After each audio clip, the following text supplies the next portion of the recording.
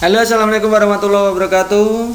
Berjumpa lagi dengan Rima channelnya senantiasa memberikan inspirasi untuk teman-teman belajar P3K ya. Kali ini kita akan melanjutkan untuk materi kemarin, yaitu tryout SIM guru belajar P3K guru SD bagian kedua. Kita teruskan ya. Langsung saja kita mulai pembahasannya, dimulai dari nomor 41. Nah, kita 41. Keterampilan berpikir tingkat tinggi memiliki beberapa aspek. Nah, pemahaman bahwa keterampilan untuk dapat memecahkan masalah yang muncul pada kehidupan sehari-hari merupakan bagian dari aspek keterampilan berpikir tingkat tinggi sebagai apa? Apakah problem solving, creative thinking, transfer knowledge, atau critical thinking? Jadi kita harus paham ya keempat-empatnya ya. Nah, kalau problem solving teman-teman itu berarti keterampilan untuk memecahkan masalah. Jadi kuncinya itu ya. Kemudian kalau creative thinking itu berpikir kreatif, berupa pemikiran imajinatif, menghasilkan banyak kemungkinan solusi, ide-ide berbeda yang bersifat lateral gitu ya. Kreatif itu mengembangkan ide-ide baru, mengembangkan beberapa solusi, itu namanya kreatif. Kemudian kalau transfer knowledge itu keterampilan berpikir sesuai ranah kognitif, afektif, psikomotorik menjadi satu kesatuan dalam proses belajar mengajar.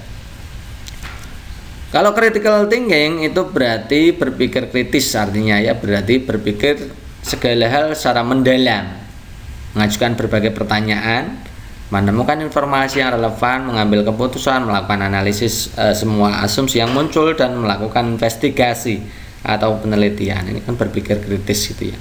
Jadi jawaban yang mana ini teman-teman? Ini dapat memecahkan masalah. Berarti kalau dapat memecahkan masalah itu masuknya di problem solving. Nomor 32. Contoh penerapan teori behavioristik yang dapat dilakukan guru dalam praktik pembelajaran adalah yang seperti apa? Apakah memberikan penjelasan tentang pengetahuan baru dengan berbagai metode dan strategi belajar yang menarik? Apakah memahami tahap perkembangan peserta didik dan menggunakan metode pembelajaran sesuai dengan tahapan tersebut? Apakah dia membimbing peserta didik dalam memperoleh pengetahuan baru agar dapat menambah kemampuan peserta didik? Ataukah dia memberikan kegiatan yang merangsang keingintahuan peserta didik dan membantu mereka mengekspresikan gagasannya? Apakah ia memberikan stimulus kepada peserta didik berupa penataan lingkungan belajar? Oke, berarti harus paham ini ya. Kalau behavioristik ini artinya memberikan stimulus kepada peserta didik berupa penataan lingkungan belajar. Ini contoh dari behavioristik. Kemudian kalau kognitivistik itu kegiatan belajarnya itu memahami tahap-tahap perkembangan peserta didik menggunakan metode pembelajaran yang sesuai dengan tahapan, itu intinya kognitif.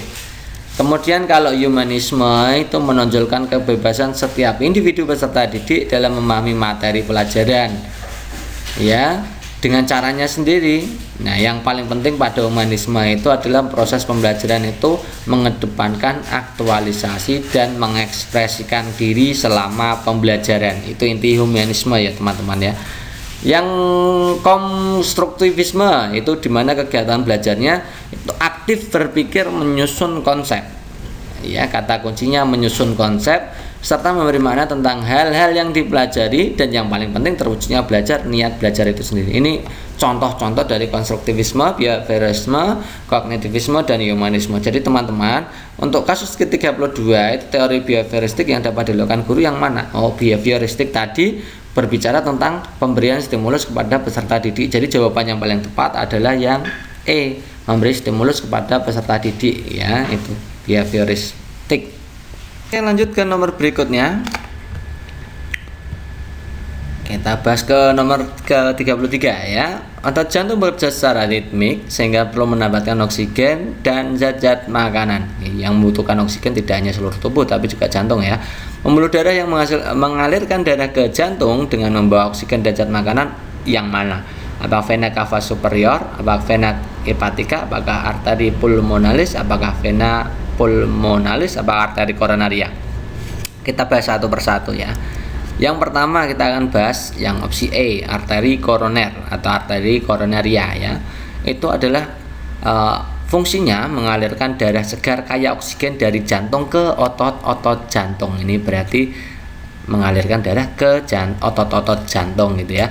Kemudian yang kedua adalah vena pulmonalis, itu dimana satu-satunya vena yang membawa darah yang kaya oksigen, berfungsi membawa darah dari paru-paru ke atrium kiri jantung. Kemudian vena cava superior itu vena cava yang membawa darah ke jantung dari bagian tubuh atas. Kalau superior atas, vena cava inferior itu berarti bertugas membawa darah ke jantung dari bagian bawah.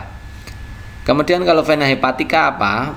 Merupakan pembuluh darah yang berfungsi mengangkut darah yang terdeoksigenasi dan darah yang telah disaring oleh hati.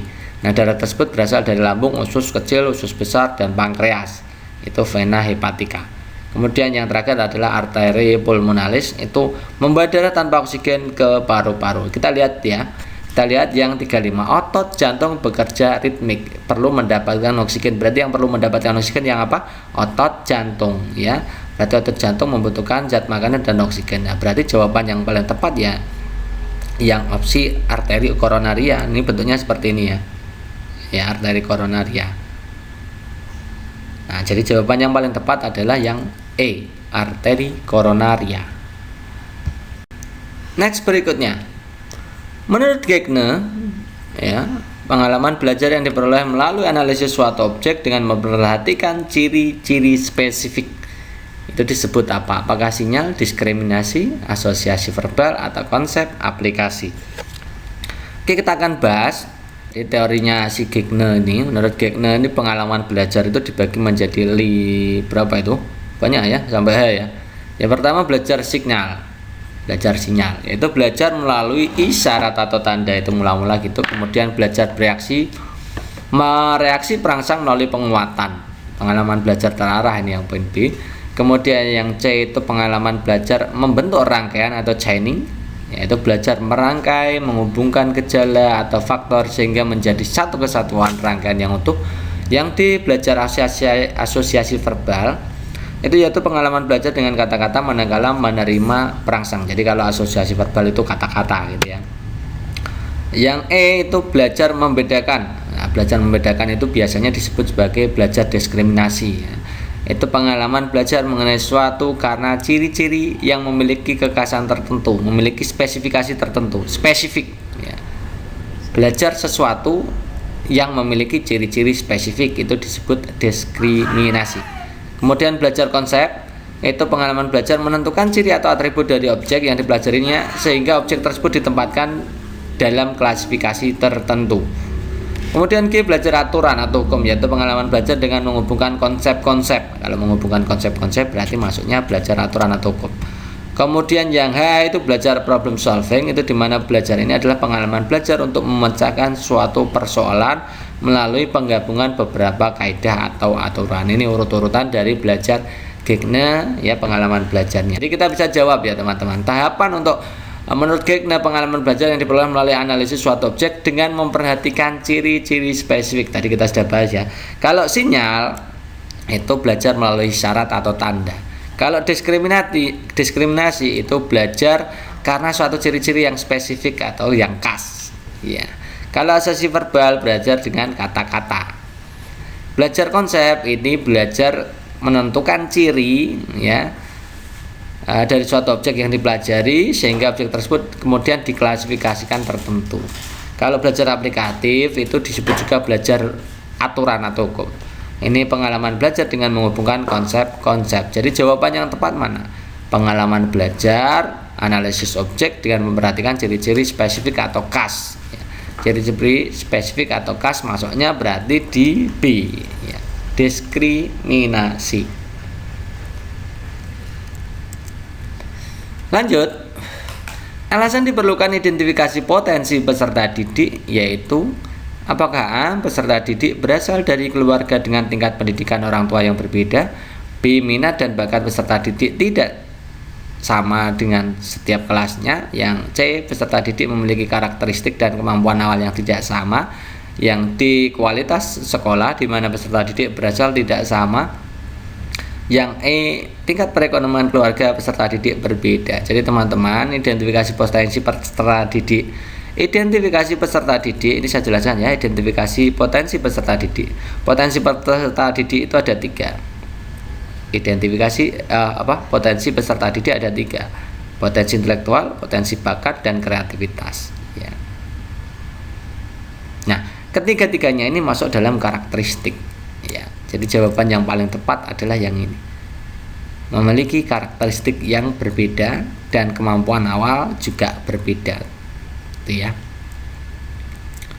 Next, nomor berikutnya. Untuk meningkatkan kemampuan peserta didik memecahkan masalah lingkungan, Ibu Kartika menggunakan model pembelajaran project based learning. Menugaskan peserta didiknya membuat karya dari sampah organik. Ia merencanakan untuk menilai hasil karya siswa berdasarkan kegunaan, nilai jual, keindahan.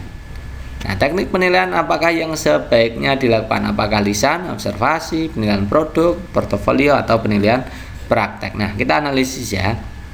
Jadi ini tujuannya adalah membuat karya dari sampah. Ini berarti maksudnya di penilaian keterampilan ya teman-teman ya, terutama keterampilan produk. Coba kita analisis satu persatu opsi A sampai E. Tes lisan ini cocoknya untuk penilaian pengetahuan. Observasi ini untuk penilaian sikap. Jadi tidak mungkin ya. Penilaian produknya tentunya ini penilaian keterampilan bentuknya produk. Kemudian portofolio ini juga penilaian keterampilan, tapi hasilnya adalah kumpulan karya siswa selama periode tertentu. Kemudian penilaian praktik ini juga penilaian keterampilan, tapi melakukan serangkaian kegiatan sesuai prosedur. Jadi jawaban yang paling tepat yang membuat produk, jawabannya yang C.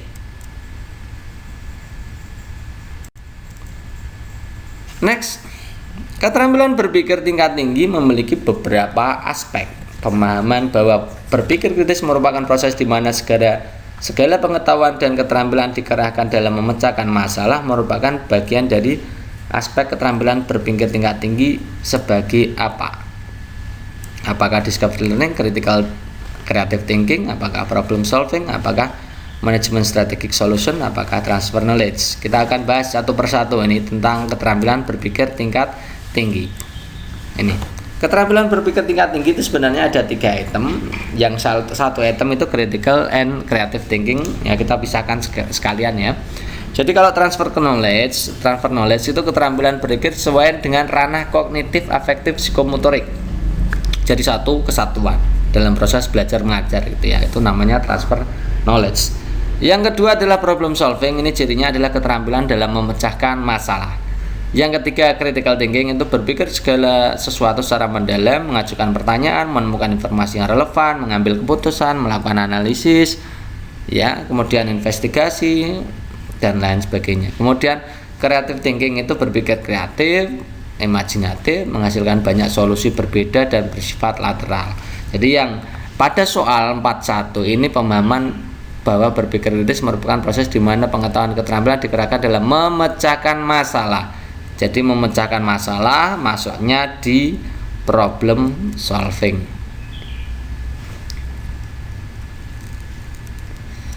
Next berikutnya, teori belajar yang mengutamakan perubahan tingkah laku pada individu belajar dengan mengutamakan hubungan stimulus respon. Nah, kita tadi sudah belajar ya. Yang pertama, behavioristik ini tentang stimulus respon ya. Memperhatikan respon peserta didik ini juga behavioristik. Kalau kognitivistik itu kegiatan belajar di mana memahami tahap-tahap perkembangan peserta didik dengan menggunakan metode pembelajaran sesuai tahapan tersebut. Kalau humanistik atau humanisme itu menonjolkan kebebasan PD memahami materi pelajaran atau pengetahuan baru dengan caranya sendiri. Yang paling penting itu menekankan aktualisasi dan ekspresi diri. Itu humanisme ya. Kalau konstruktivistik itu kegiatan belajar di mana aktif berpikir menyusun konsep. Nih kata dasarnya adalah menyusun konsep. Ya. Oke. Yang paling penting adalah terwujudnya belajar niat peserta didik itu. Jadi yang cocok untuk pembelajaran yang stimulus respon berarti masuknya di pembelajaran behavioristik.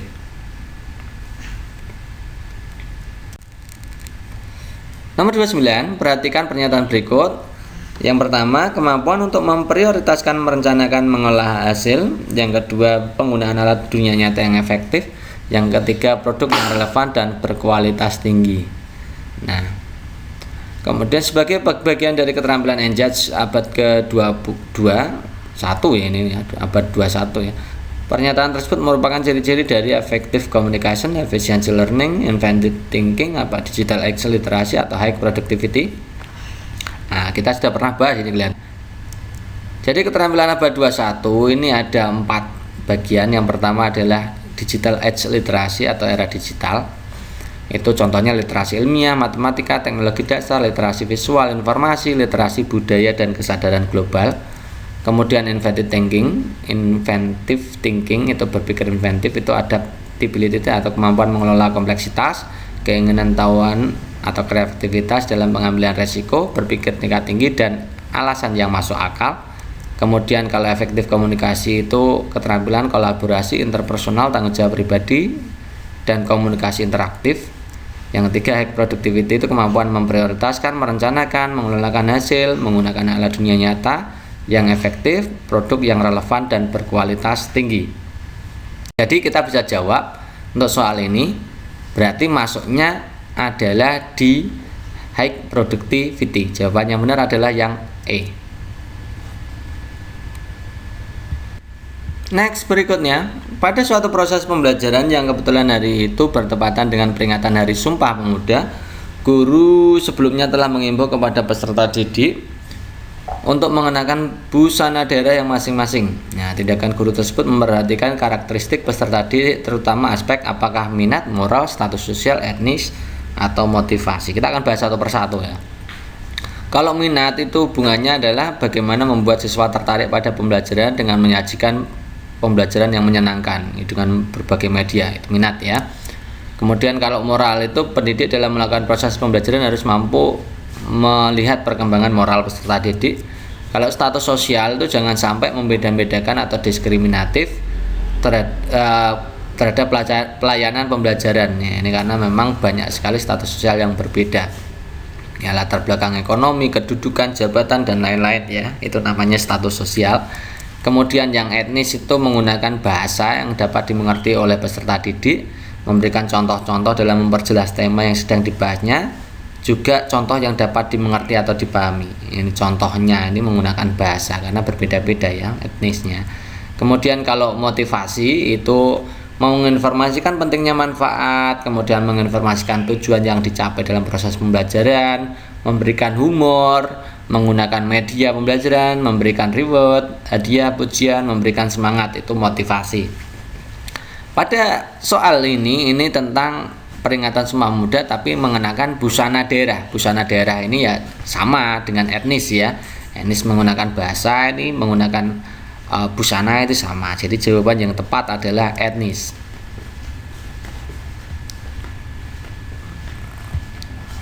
Oke, itu dulu untuk part yang kedua ya teman-teman. Silahkan simak untuk part berikutnya untuk pembahasan tryout-nya dan selamat belajar ya. Terima kasih. Assalamualaikum warahmatullahi wabarakatuh.